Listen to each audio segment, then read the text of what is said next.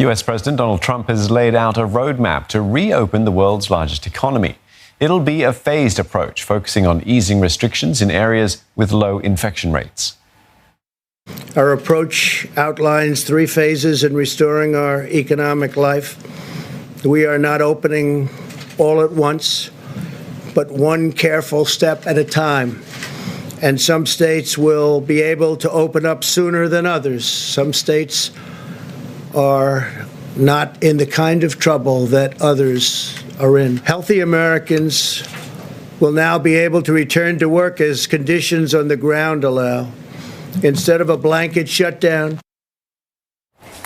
The president says states that are not badly affected can open up today, but officials warn measures like safe distancing need to remain in place for longer to prevent another outbreak. The US is the worst hit nation in the world, with 670,000 infections and more than 33,000 deaths.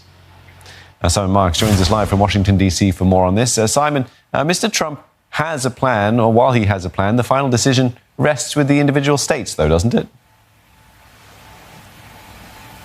Yes, absolutely. And we've come a very long way in a very short space of time here, Steve. Remember, it was just a few days ago that President Trump insisted that he had the total authority to determine when people in various parts of the country go back to work and the economy reopens.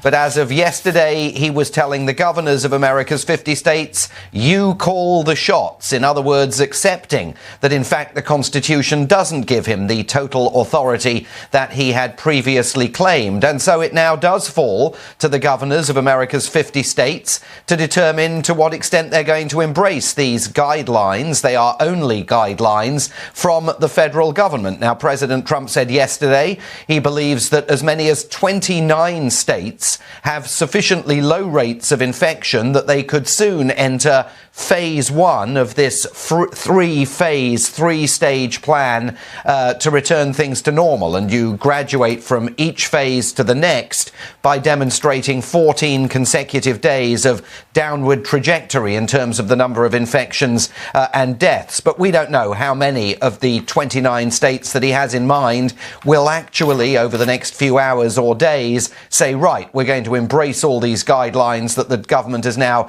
introduced, relax some of the social distancing, safe distancing policies that we've earlier been observing, and we're going to put people back to work. I mean, we just don't know at this point how many of those governors out there are going to roll the political dice the way that President Trump would like them to do. All right, so what's been the reaction to this plan then?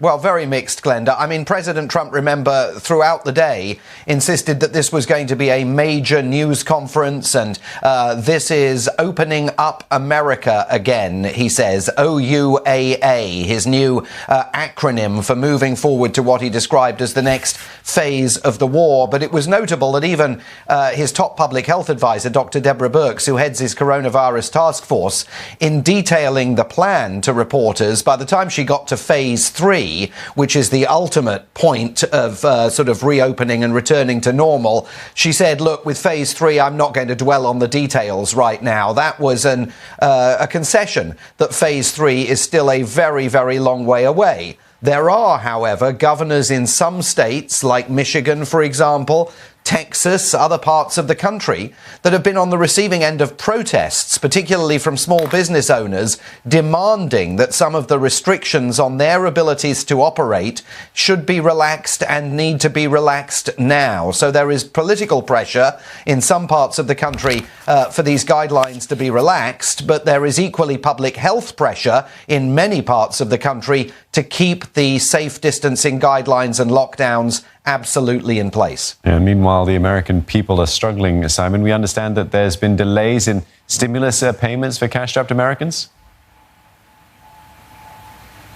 Yes, and that's one of the things that is fueling these protests. The payroll Protection Program, which was $350 billion of funding that the president and Congress were going to make available to small businesses with 500 employees or fewer all over the country, is now out of cash. And there is a political dispute on Capitol Hill about whether to extend the program with another $250 billion of cash. What that means is that small business owners all over the country who have submitted their applications for support but not yet heard back as to whether they're getting the support now have really complicated calculations to make, because it's already April the 17th. Payroll time is coming around at the end of the month. So if they hadn't laid people off thinking they were getting a federal handout, but they haven't had the handout, now they have to make decisions about what to do about those employees. President Trump is begging the Democrats